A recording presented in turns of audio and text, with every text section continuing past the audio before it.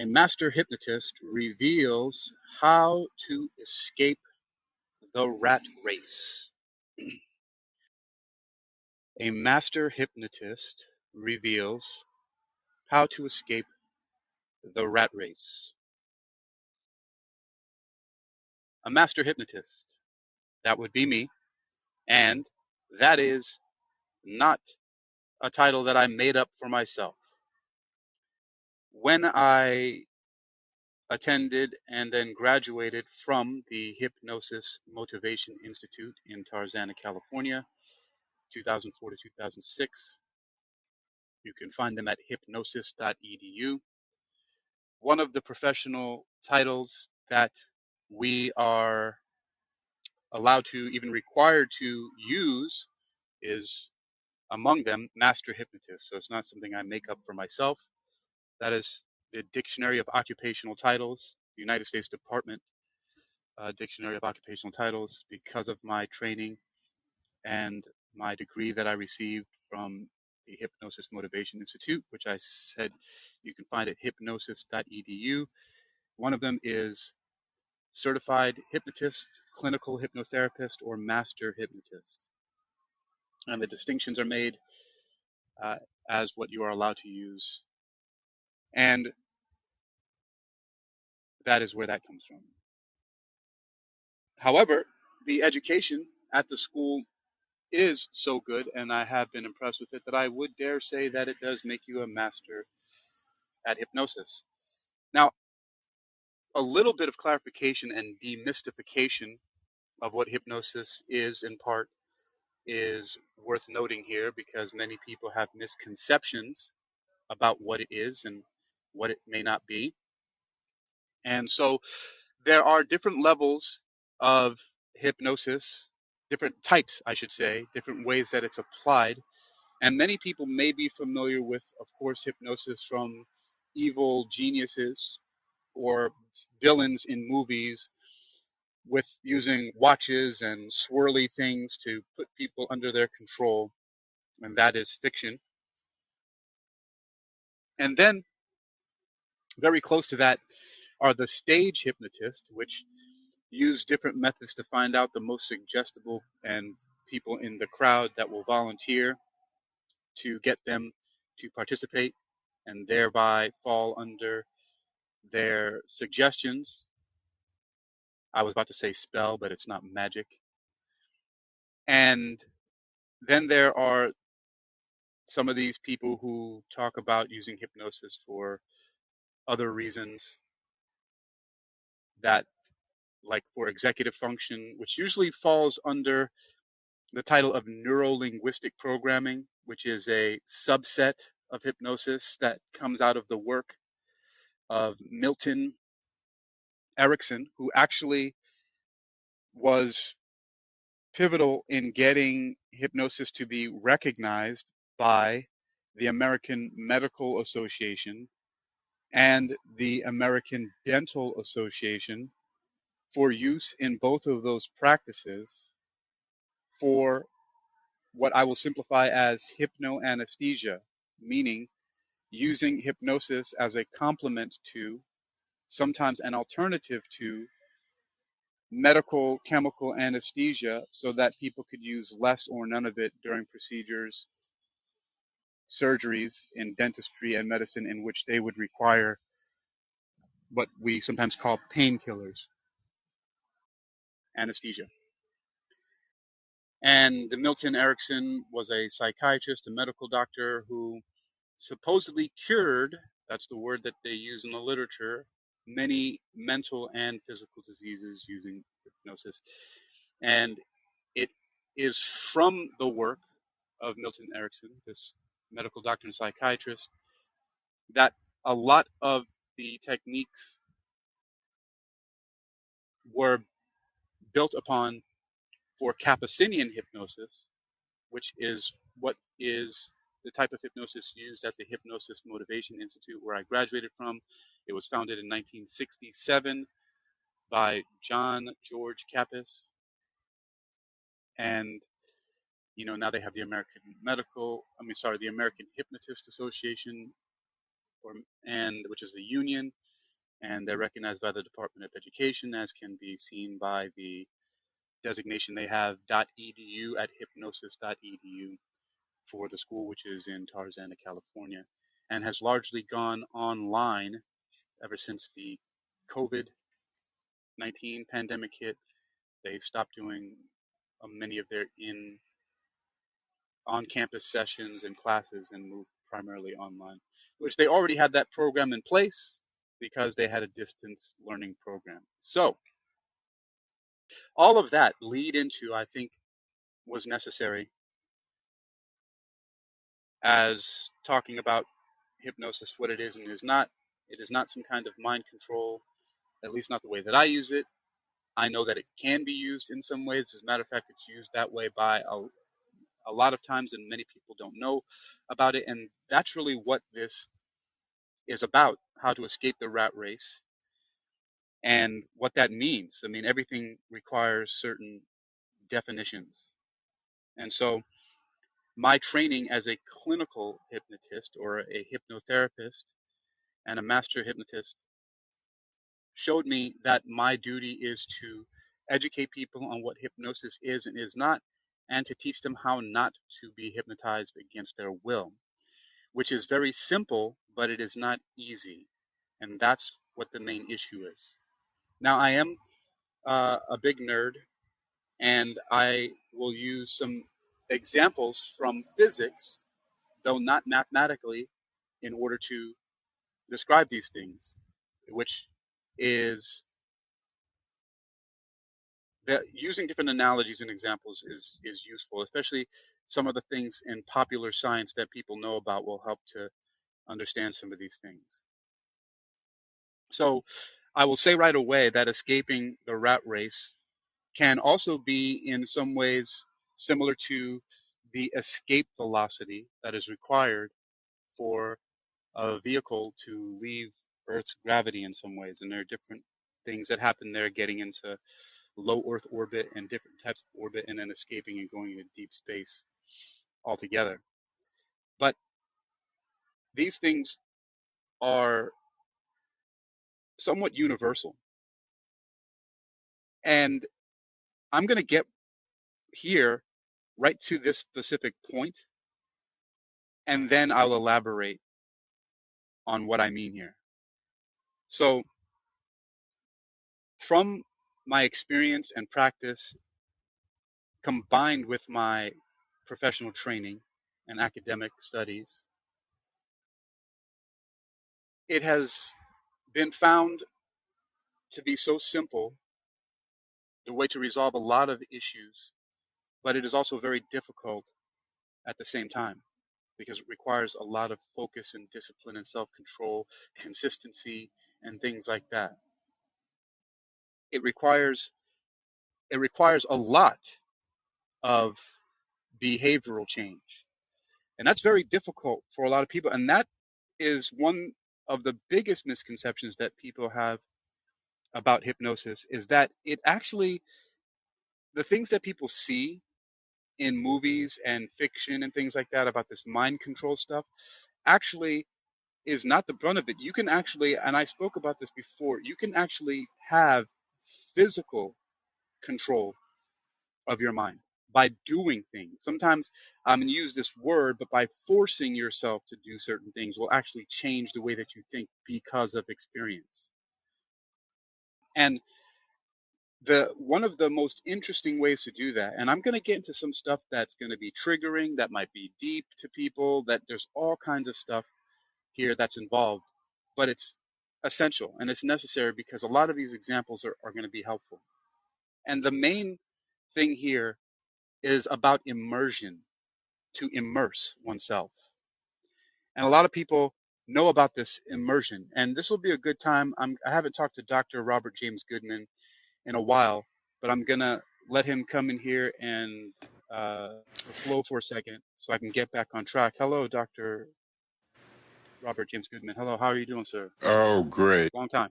Yes, that's been a long time. Uh,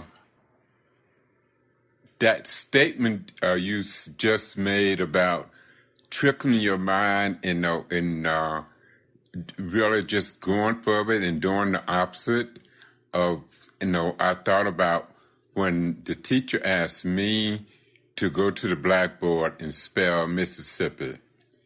I could not spell that word forward, but what I did, I walked to the other side of the blackboard and spelled the word backwards, starting with I-P-P-I. She said, James, you're dyslexic, and that is unique. And now I have a PhD in philosophy let me get it right. PhD in philosophy in wisdom, and a bachelor's degree in the knowledge of cultures. And being dyslexic didn't stop me. So it's just like really going forward. And that was just what I wanted to say, before you get started even further. And I feel like I hypnotized myself and not believing that I couldn't do what it was that everybody else was doing, reading, writing, doing the right things, and versus on, oh, I see it backwards. And so since I see it backwards, I'm a wrong person. I didn't see it like that. But I did listen to my teacher when she said, that is unique.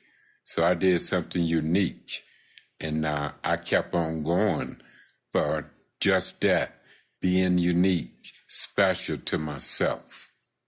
And thank you. No, thank you for sharing that. And that's a very good example. And many of these things are very good segues and examples of me to share. For example, what you just said, it's because you were encouraged and you were not discouraged based on what was different about your experience of the world. And Mm-hmm. there are many examples of that, and some of them have become popular and even famous. And have you heard of Temple Grandin, Doctor? No, as a person who did what? So Temple Grandin is a woman who got a PhD in animal behavior, animal psychology, and her processes for meat processing and bringing animals to the slaughterhouse are used in 30% of the farms, the cattle farms in the United States and Canada, and they're reportedly much more humane because the animals don't go into these places under confusion and fear and have all these other issues that they have in ones that don't use her process. And the point about her is that she was diagnosed as being autistic, but her mother refused to put her into special programs and refused to treat her differently. Instead said, yes, we know that you're different, but you're going to persevere and move forward in the way that you are. And because of that, she was able to succeed and um, and and and excel regardless of how different her processing was. And Dr. Puran, I see you right there, and I'll get to you in just a moment. So um, that's what I wanted to say about that. So what else you have to say, and then I'll have Yeah, Dr. that was what I wanted to say, and thank you, and just uh, adding on to just really going forward for who you are. And after class, I went to the library, looked up the word, and it says there are different areas in the brain that processes language. So I didn't see myself as a wrong person. I challenged myself and just did what it was that I wanted to do. And I've been married 33 years, going on 34. Been retired for 8 years, living in a 5-bedroom home with a 10-foot basement that is big as the house is, and with my garden. And that's one of the things I get up and do is go out there and play in my garden, come back and sit and do whatever, play on my computer, So it's just going for it and doing what I wanted to do in life. And I'm ending with this. My mother said, you can have a lot of girlfriends, but the right one will come along. And when Denise came along, it's been 33 years, and like I said, it's going on 34 years. And so it's like, hey, do the right thing the first time. And another thing, my mom was always ask us to do our chores. We say, yes, ma'am. My father and grandmother too. But they would turn around and say, thank you. And so it just really had me to come up like that, appreciating myself as well as other people's. And one thing my grandmother said was say, respect your elders, but respect yourself first as a person. And thank you. There you go. Yeah. Yeah, and Dr. Robert James, I know you have a book or two that you've written and published recently. Can you share? Yes, I will. The first one is Unaware of Your Awareness. The second one is The Cycles of Opportunities. And they both is on Amazon. And just from wisdom here, when it was wisdom, it just encouraged me to write the first book. And I was really into the second book, and then this one here came out.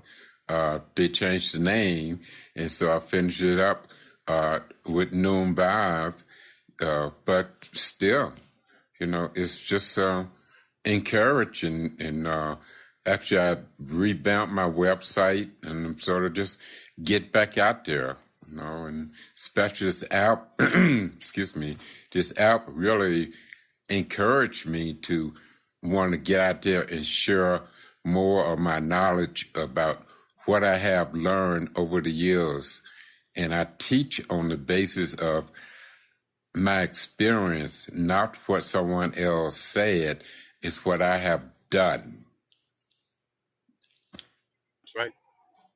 Yeah. Well, thank you for sharing, Dr. Robert James Goodman, and please check out his profile. He's got a few books out, and I definitely appreciate you coming up and helping to add some more depth to this subject, Dr. Robert James Goodman. Oh, yes, and thank you for having me. And I'll talk with you later, Hakeem. Thank you. Be well. All right, you too. Bye-bye.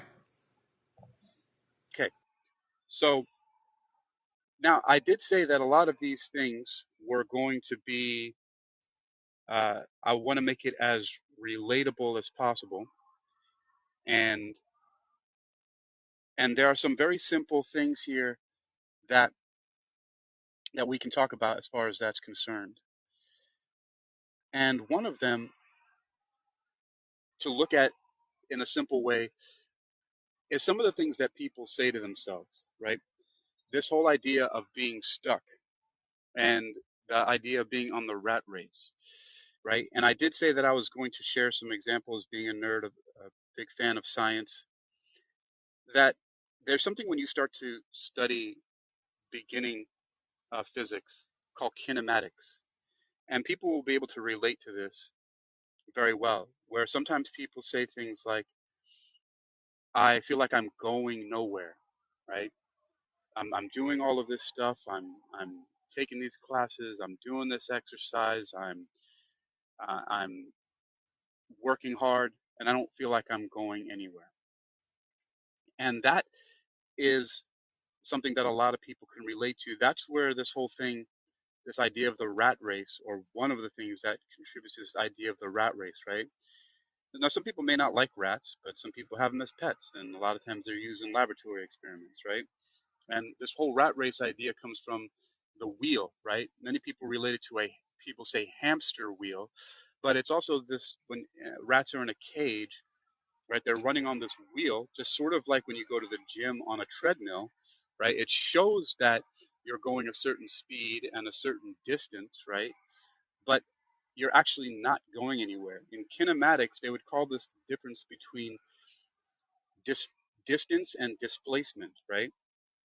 So you're taking all the steps and you're putting out all this energy. And it's, for example, we'll look at other things that are circular in shape, sort of like the hamster wheel or the rat wheel, right? But if you look at a track, and a lot of people know about, right now the Olympics is going on, so we've got Olympic runners, but we also have racetracks like NASCAR and things like that that go around in a circle, right? And this track is a mile in radius, right? And from the start, you go around 1 mile and you get back to where you are. That's, if even though you've gone a distance of 1 mile around that track, when you get back to the starting point, your displacement, right, is zero. And it's that very concept right there where people, where I'm making this analogy that people experience in their lives, is by putting out all this energy, like the race car, right, burns all this fuel, goes this speed, right, around this 1 mile track and gets back to a point, and yet still they end up in the same place, zero displacement. And and that is one of the essential places to understand this. And I have Dr. Rao coming up here. Dr. Rao, welcome. Good to see you again, sir. How are you doing? Hi, Hakim. How are you? Excellent. How about yourself? Excellent. Good, good. So, hypnosis and rat race, huh? Okay. Well, it's because, I have my one of my training and education is from the Hypnosis Motivation Institute in Tarzana, California, as a clinical hypnotist or hypnotherapist, or as the United States Department of occupational titles says, Master Hypnotist as well. So, and I'm just I see. relating here different things about that. So, Yeah. but I'm Uh, always interested to hear what you have to say about so many different things. So please feel free to share. yeah, about the rat race, though, Hakim, I would say it's kind of reminds me of ancient this Maya.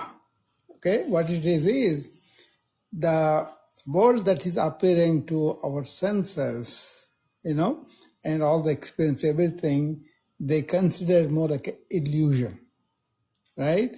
And then we get caught up in the illusion and we are caught up in that rat race that way, okay? Whereas once you understand that's all Maya and look beyond the what is normal for the sensory experience, beyond the mind also, then you realize what is the reality. That's a big deal in ancient wisdom, is what is reality that is transcending all this experience, and there is the reality. So once you understand the whole thing and you transcend it, you are in real so-called reality, and that is completely different from the sensory experiences, mind experiences, and all that. Okay, in that way, they call this viveka. That means discriminating capacity from what is temporary or illusion to what is permanent and the real reality. Having Yeah, that discrimination, you develop dispassion. That's the next quality is called vairagya. You develop the um, dispassion for the rat race, basically. And then you end up yeah, in your true spiritual self, which is called existence, consciousness, and bliss. That is all existence together, which yeah. is conscious, which is blissful. So this is what the striving of the spiritual practice is, to get into that state of ecstasy, bliss, without any drugs, without any hypnosis, none of it. So that kind of thing is so empowering and also so liberating. So you kind of have this lightness of your being, and you use your mind and body as tools, and you go beyond suffering because of that. Because you are not in the body's identification or mind identification. So whatever happens to that, it doesn't really touch you, but you will go over it. So in that way, rat race is overwhelmed, and then you don't have to get caught in that, Right. that kind of thing.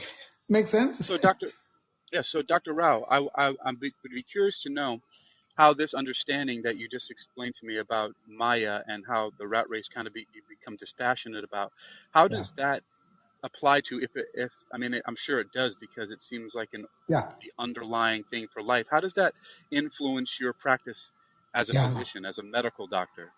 yeah. For example, I see you, Hakeem. I don't identify Hakeem, the body, mind, but I identify with the being. So then what happens is I don't have any discrimination about anything. I accept you that human being level, and there everybody is equal, everybody is having the same life sports and all that. So that delivers me from any prejudice I may have about somebody has money, somebody has no money, somebody has a good insurance, no insurance, somebody has some political influence, none of it. Whenever anybody comes in, I will be not having any kind of differences or any kind of partiality, right? So my Yeah, patients get the same care no matter what. got it. So in this way, by having this view that you described, it helps you to basically see past Yeah. the superficial and go straight to the Yeah. understanding of a The being. filters, the filters we Yeah, usually create in our society. We do that for the administrative purposes or doing that. But then look at all the sexism, look at all the racism, look at all the inequality in income, education, literacy and all that. That is kind of is really tearing us apart because we divide and fight. We kind of use yeah, people to the division and fight. Okay, so you are truly humanitarian in that sense. yeah. Only one human tribe, and then you identify that, and you go beyond the languages, beyond the all the prejudices that you have. Some people call me here, oh, you have an accent. So what? Talk about my content, not about the accent. I speak four Right. languages that are different. But if you want me to, I will repeat it, but I'm not going to shy away from the content. That person Of always course. points out the accent, but he never talks about the content in an intelligent way, you Right. know. So that's a Yeah. prejudice, right? But I don't have that. I listen to Russians, I listen to Chinese, I listen to England people, Japanese, Switzerland, any number of things. Right? Even America, you go to South, they have a accent. I was in New York, Yeah. Brooklyn, they have an accent there too. Definitely. So I don't separate human beings on any level, Hakim. And that Well, is it's actually interesting. good for me. Yeah. No, it's interesting you bring up that point too about the different accents in the United States because I also speak four languages: Yeah. Spanish, Brazilian, Portuguese, and Mandarin. Yeah. And from also being involved in the English teaching, I've realized that first of all, English being such an international language, most people who speak English speak much differently than I do, which would be considered to be standard American Yeah. English. And you Yeah. have people from Australia, from England, from Ireland, from Scotland, people in Canada, and then from the South, and then Yeah. also in New York and California. So there's so many different ways, and the Yeah. fact that English is an international language that, of course, you're going to have so many accents and so many different ways Yeah. that the English language is spoken. Plus, one of the things that a lot of people don't realize is that the United States does not have an official language. English is not the official language Yeah. of the United It's States. not. Yeah. It's the official language of England, Yeah. whereas Mandarin, or as it's known there, Putonghua, is the official language of China, but we Mm. actually don't have an official language here in the United States. And so when someone says, "Oh, you're in America, speak English," that's not No, as a that's not matter of actually fact, correct. Hakim, I'm a scholar in English language when I took in my high school, college and all that, right? That's the highest I always got the marks. That's how they give, right? English was my forte right from the beginning too. So in terms of poetry, in terms of elocution, in terms of essay writing, I won several prizes in the English, So I was never at loss about speaking English, but I speak with because Sanskrit takes the whole tongue. So it makes you so loose, English only partial. So that's why when you go to the, suppose I say Sanskrit like Atma Mokshardham, see how those things are all spelled? Jagat Yes. Hitaya Cha. So you will use the whole tongue. So it's very difficult to go back to partial language like English. But I love English. I kind of developed a vocabulary. I developed poetry, reading, and all that. I love English, and also I use this to communicate so many countries. Singapore people follow me. Hong Kong Right. follow me. You see, everybody's like that, right? We are now one village. That's another thing. I am never for one nationality. I love India for what it is. I love USA for what it is. But I don't identify one nation because I identified with the whole human tribe. That's the truth. So actually, that's a fact. We can't have unnecessarily divide ourselves against all these races, and then all these wars are happening, and we are wasting so many human lives and also resources and all that. So I don't want to be called like a you. I came from India. I'm proud of it. I settled down in USA. I'm proud of it because from here I can really relate with a lot of people all over the world, and I don't have any discrimination, any core of it in my bones. Mm. Well, I think it's a great perspective to have, Yeah, and it also again ties in with this ideas that I'm talking about here, escaping the rat race and hypnosis. yeah, And hypnosis, actually, from the way that I share it and teach it, it's a very broad and um, it's a very largely encompassing topic because it's simply anything that changes or helps to change somebody's perspective, which then helps them to change their behavior. Basically, what the, the, there's a higher level that I practice being a clinical hypnotist, and it's from the level of understanding that what I do is share with people information that they can learn so they have options.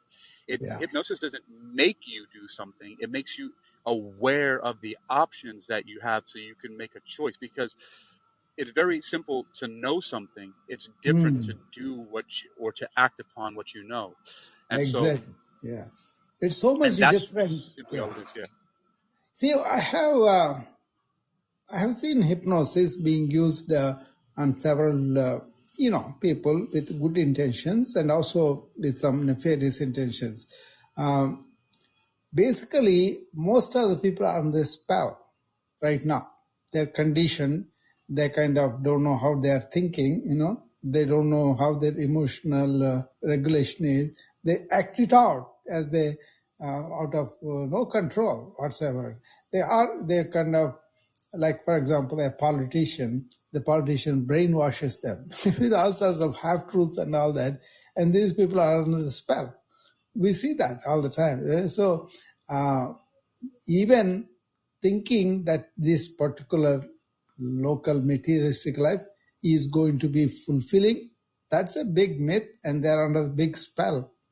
Okay, they can Yes. go and enjoy a lot of things, but then they find out there is something missing. What is there? Well, See, Doc, Dr. yeah, Rao, as a fellow yoga teacher, mm, I don't know if you've heard me talk about this before, but one of the things that I base, I've mixed a couple of the different worlds. Like I've branded my own yoga practice by giving it a name, but mm, it's really just simply making use of that. But the tagline of it, I called it DAY or Dream Action Yoga, but the yeah, subline of that is called Exposing the Conditioned Personality, yeah, which I learned from a book called The Heart of Yoga by TKV Desikachar.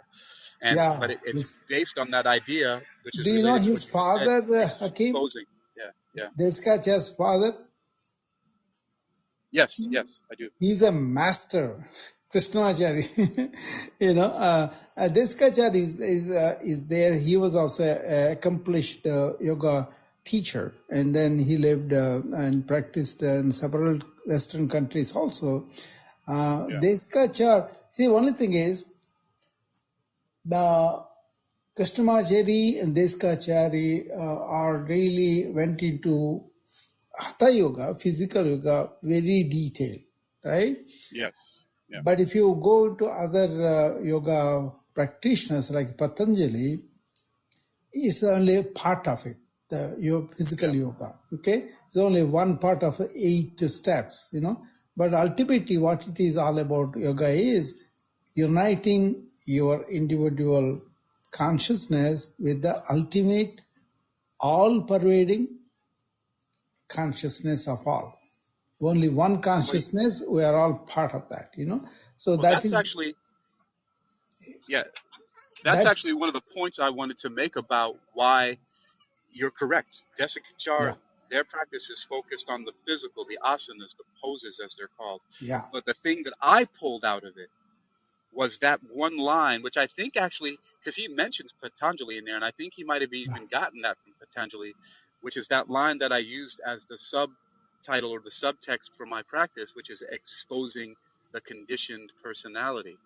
yeah, Because when you expose something, when you bring it yeah. from the darkness where you can't see it into the light where you can see it, again, it gives you that option of whether you want to, whether it's useful to you, and I'm using that word useful very loosely here, but just to keep it clear, whether it's useful to continue that behavior or to discard it or to change it in some way. Usually when Um, they useful in this, uh,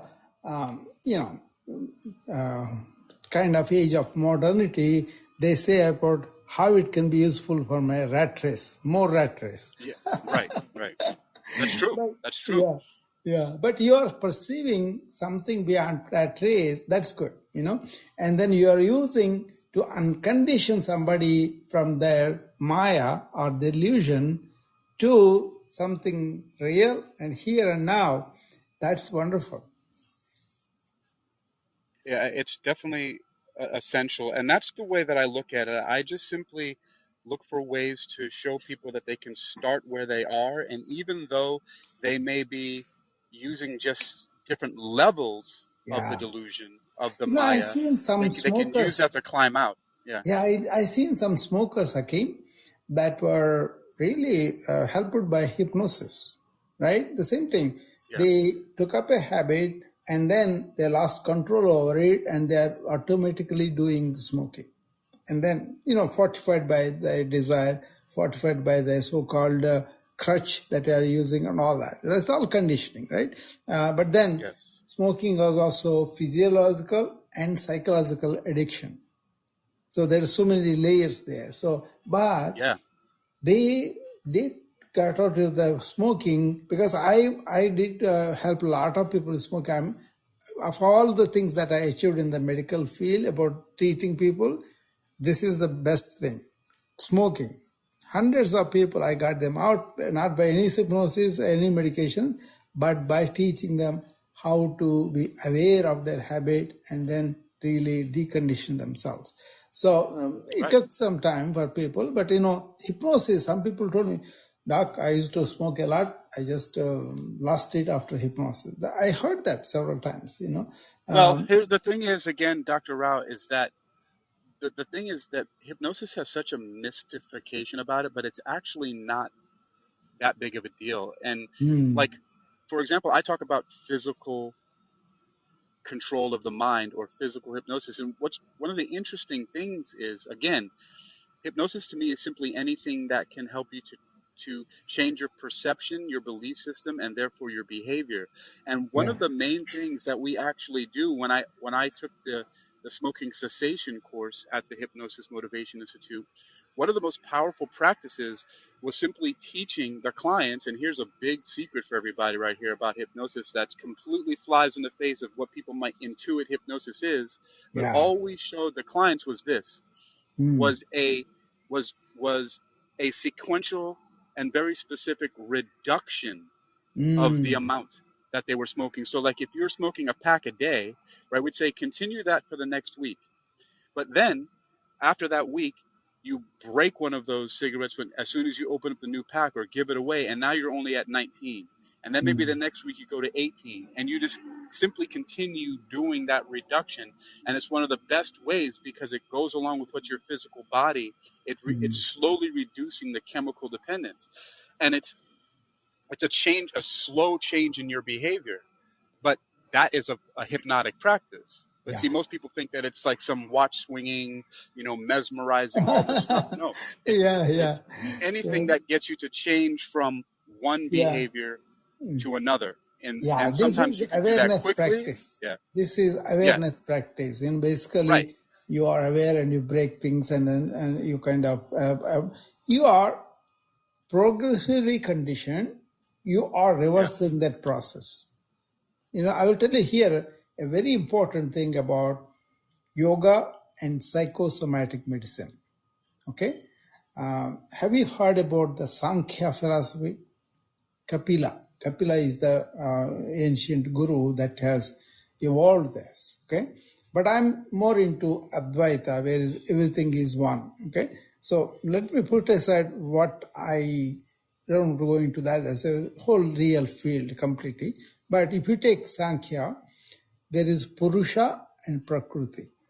Purusha is consciousness.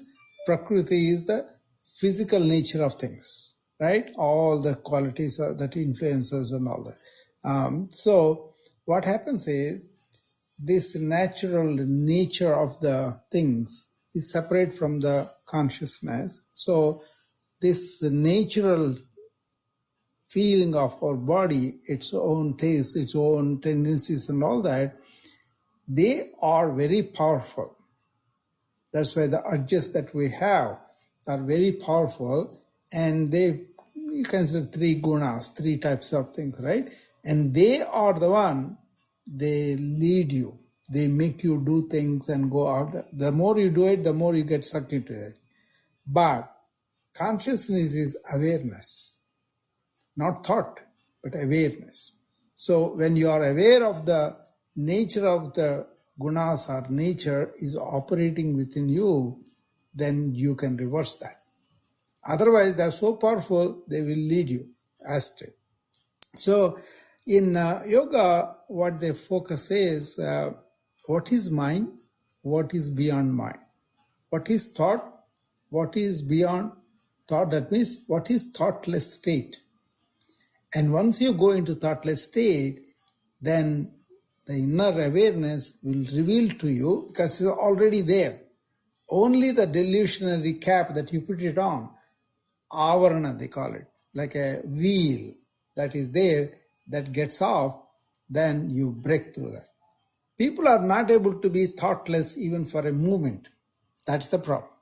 But once you are aware of the thoughtless state, and in that, you can be there all the time and use thought as an instrument. This is a big deal in the psychosomatic medicine, because you have an illness, right? And immediately what you are thinking about that illness makes you much worse than what you originally are.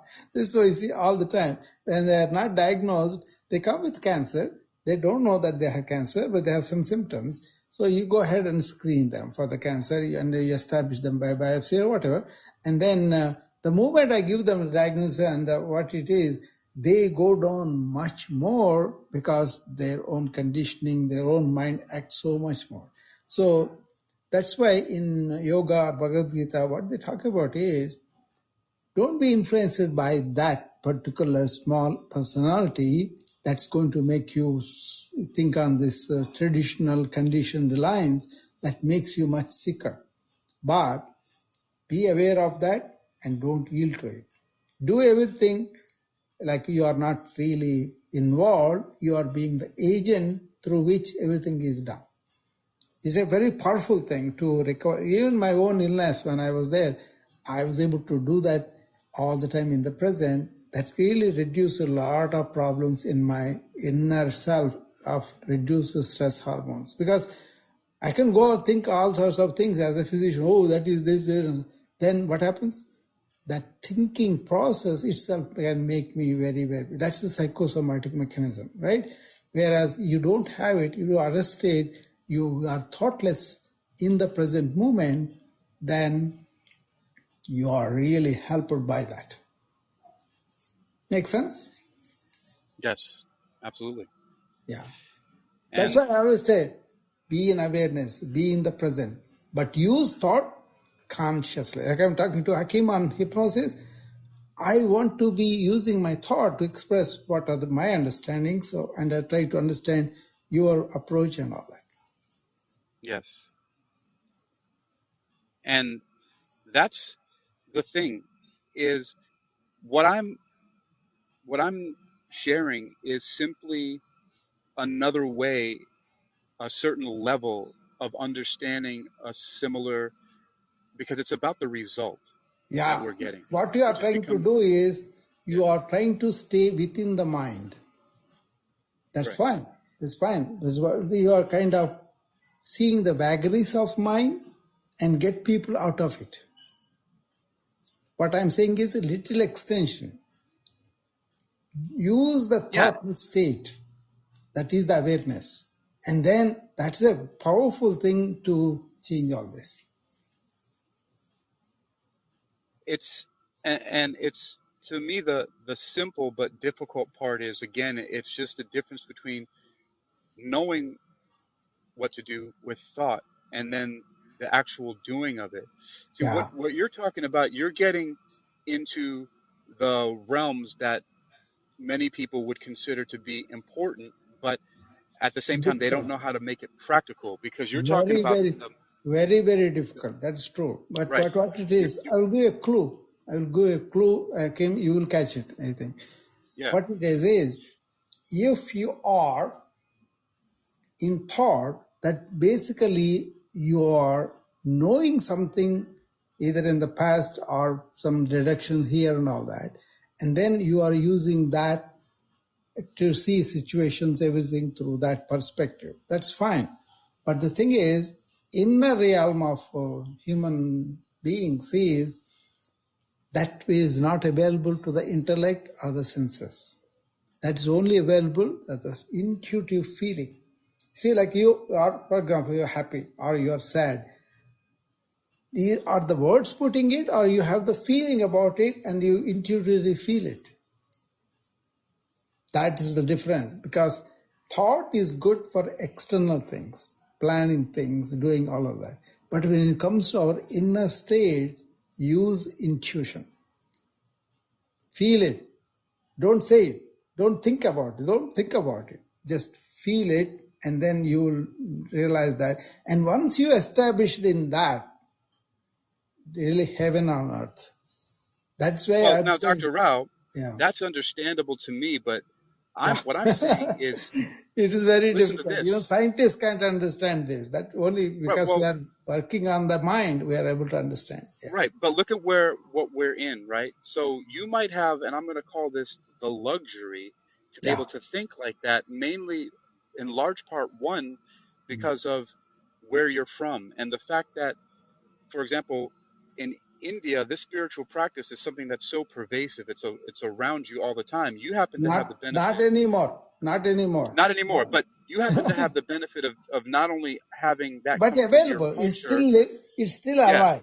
It's still alive. but it comes from your I know. culture, Yeah, what you are but you're saying is also, absolutely true. I know that because but we you're went through, so many discussions on this. But basically, right, what but it you're is, Hakim, just yeah, because many people can't get it doesn't mean the truth is not there and we cannot follow it.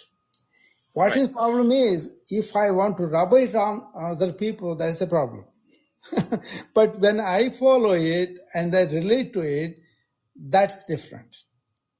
But you are right, though. We got to come down to the level of the individual and help them, not in a And so, uppish way, like I know it, you know it. No, no. Let them explore themselves with whatever level they want. And we can use hypnosis, we can use yoga, we can use psychosomatic medicine. So many ways are there.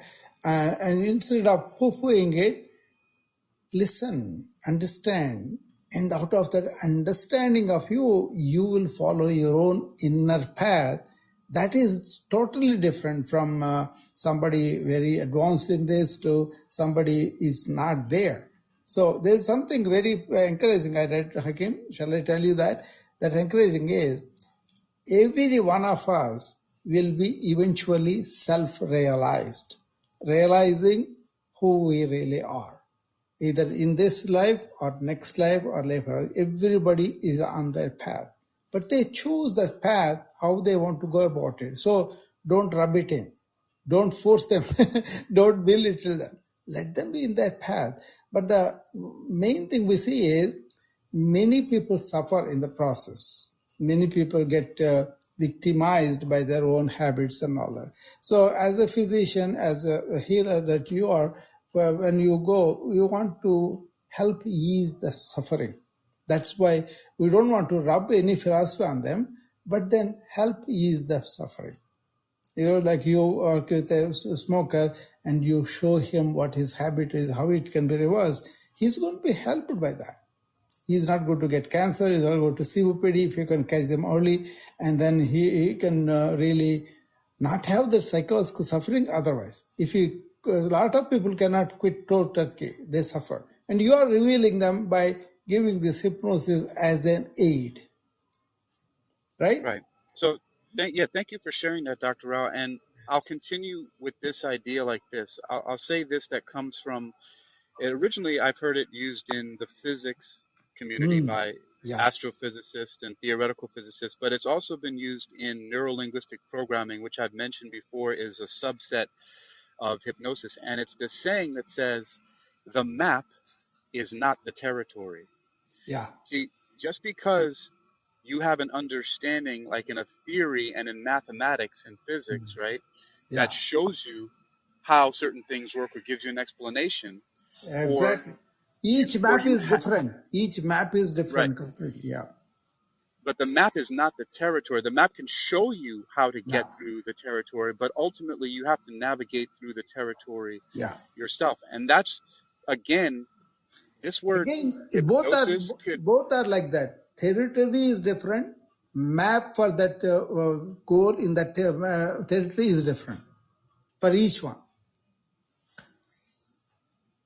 Some may work, but then nothing like this is the way you got to go to get this territory occupied. That's not so. There are so many soldiers, and you got to slash everybody before you can gain the victory. And those many soldiers differ, the paths differ, the territory differ, the maps differ. That is the complexity of the human being. But in essence, in the essence of life force, we're all one. agreed. So I've got about 15 minutes here left, so I'm gonna Yeah. continue off here and Okay. finish this with I know. this. I can be pretty heavy sometimes. No, Sorry about it's that. okay. Thank you. I appreciate Okay. you sharing, Dr. Rao. Yeah. So I'm going to continue off where with what I mentioned as a segue through what Dr. Rao was mentioning, but with continue with this thought that the map is not the territory. And again, looking at this idea about the rat race, and then also what I said before about physical control or physical hypnosis of the mind, that it starts with, sometimes you can force this through behavior. As Dr. Rao was talking about before about stopping smoking and how people have mentioned that they used hypnosis and then stopped smoking from that, it's actually a little bit simpler and more difficult at the same time, but because it requires you to do something different. And in the case of, there's actually some different, there's a psychiatrist named Dr. Peter Breggin who wrote a book called Your Drug May Be Your Problem. And he talks about a progressive reduction of certain medications so that you do not experience these very troubling withdrawal symptoms. Which, if anybody knows about, there's a movie with Leonardo DiCaprio called The Basketball Diaries, where he was addicted to heroin, and I forget what the actor's name, but basically he took him and locked him up in a house and kind of forced him to go cold turkey, and he had all these different psychological and physical symptoms, right? Whereas Dr. Bregan talks about in the book Your Drug May Be Your Problem as a systematic reduction. Also, in the Hypnosis Motivation Institute, there were several different ways in which this was applied. One of them was with the smoking cessation by slowly reducing the amount of cigarettes you smoke every day, changing it week by week. Also, there was an 8-week hypoglycemic program, which helped to change people to get over certain phobias and things like that. And then there was a program by actually Dr. Andrew Weil that was in a book called 8 Weeks to Optimum Health, and he also did a video series to kind of support that. And all of this stuff has to do with something very similar, which was a systematic reduction that was very scheduled and helped a person to physically and psychologically reduce, so that it wasn't all at once, because the cold turkey method for many people causes a lot of problems, where there's a lot higher percentage of rebound and going back, because it's such a jolt to the psychology and also to the physical body. And looking at this idea again is what does it mean to escape the rat race?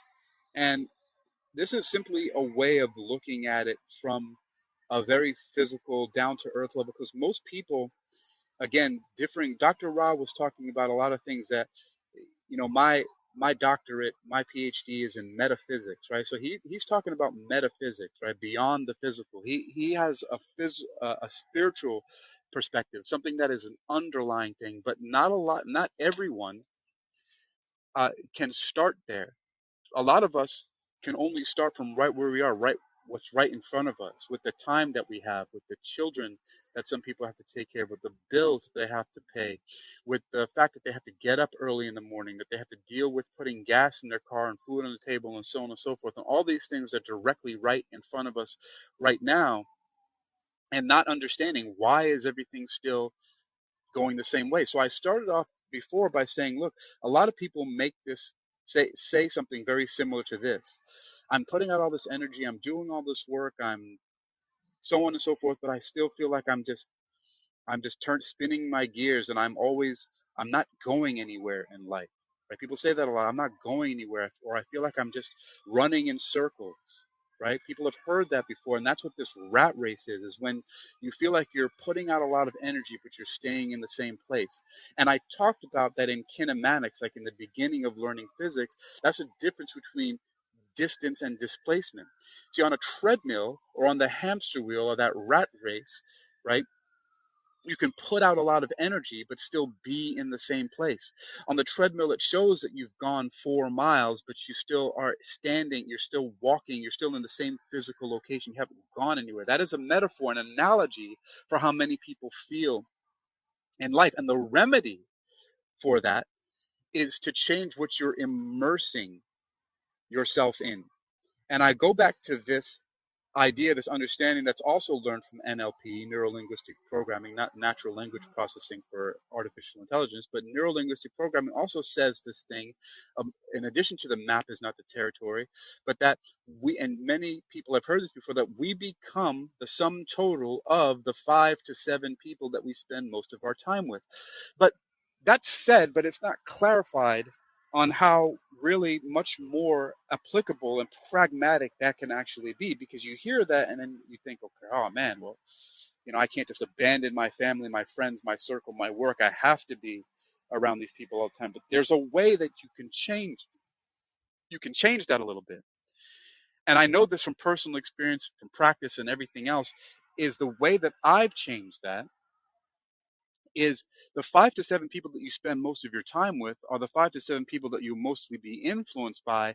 And especially in the world of technology that we have today, this can be done. The difficulty is, see, it's simple, but it's not easy, because the difficulty is in the discipline of making that choice.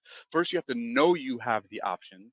And then here's one that people may be familiar with in the negative or the detrimental aspect of what keeps people in the rat race. Now, this, I'm not saying this is definitely what does it. This is an example so you can understand how this is a hypnotic approach, meaning a way to change your belief system, your perspective, your subconscious mind, which then leads to the change in behavior for you to do other things like become more physically fit, to change your eating habits, to sleep better, so on and so forth, drink more water. And it starts with something that a lot of people know about, which is the social media and what some call doom scrolling, right? Or the whole idea of Netflix and chill and binge watching, right? Now, these ideas simply speak to something very simple: what you're immersing yourself in. And I've spoken about this before, and just the other day I talked to Mojo, who's live right now, I believe. I wish I could go over there and speak to him, but I was um, talking to a few people here and I didn't get to this. But it's this idea, right, that and Mojo put it in such a good way the other day, right? Is that we're going to be paying attention to something, but is that what you want to own? Is what this comes down to, right? And the idea of paying attention, right, is that when you're paying attention, the currency that you're using is your time. As that saying goes, that time is money.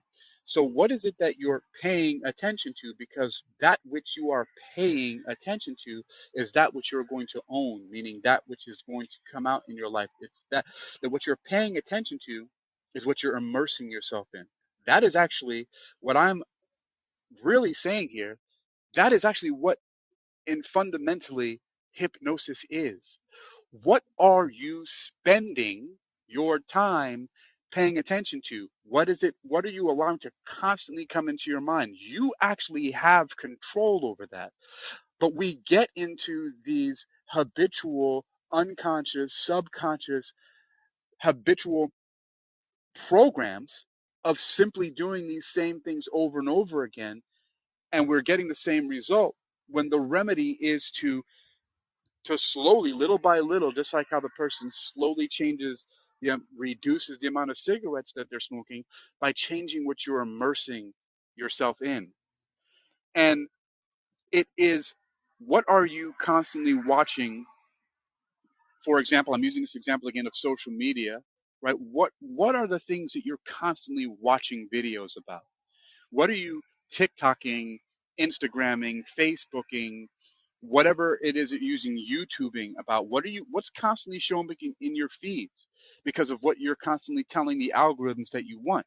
See, for me, it has to do with mathematical, experimental, theoretical, and applied physics and martial arts and music, because I'm a musician. It's something that I actually do, right?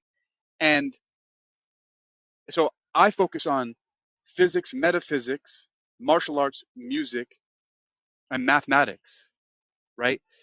That's what I'm constantly filling my brain with. So, you know, what happens is that I'm constantly thinking about this and I'm constantly doing something with these things. And it even shows up in my dreams because of the fact that I completely immerse myself in it. And if I've been building up to say anything at all, it's that I will return to this and come to this at the outset more clearly, but I wanted to uh, allow some guests to talk. I like talking to Dr. Rao, and Dr. Robert James Goodman came up earlier, so I didn't get immediately to the point that I was saying and get to elaborate as much as I would like to, luxuriate on the subject. But really, as a person who has training in hypnosis and has many, many years to look at it and completely see what really it means to demystify it, is that it is not this mysterious thing. It has nothing more to do with anything other than what we are constantly allowing ourselves to be fed into our minds, and we actually have control over those things. It's not easy though. It's and I notice this in so many of the other things that I do, that I know for a fact that it's not easy. And it has implications that are so broad and so deep in so many parts of our lives that extend through everything. That's why I have decided to earn my degrees in metaphysics. The word meta in the Greek means above or beyond, right? So above or beyond the physical, which encompasses things such as emotions and psychology and spirituality and social sciences, right? That things that go beyond the physical goes into the realm of thought, and even then goes to awareness and consciousness and beyond that. But to start where you are is to start with those things that are right in front of you, the things that are most easily accessible, to start to hijack or hack or plug into the things that you're already doing and see how you can make small changes there to have effect in your physical body, in your health, and the things that matter to you right now in this world, this physical world that we live in, having to do with your physical health, having to do with material things like the money, where you live, how you eat, so on and so forth, those things that you feel directly, immediately in your body right now, which are very important, which when those things begin to improve, you are able to reach for these more lofty and noble goals. And if you want to look this up, you can look at something called Maslow's hierarchy of needs.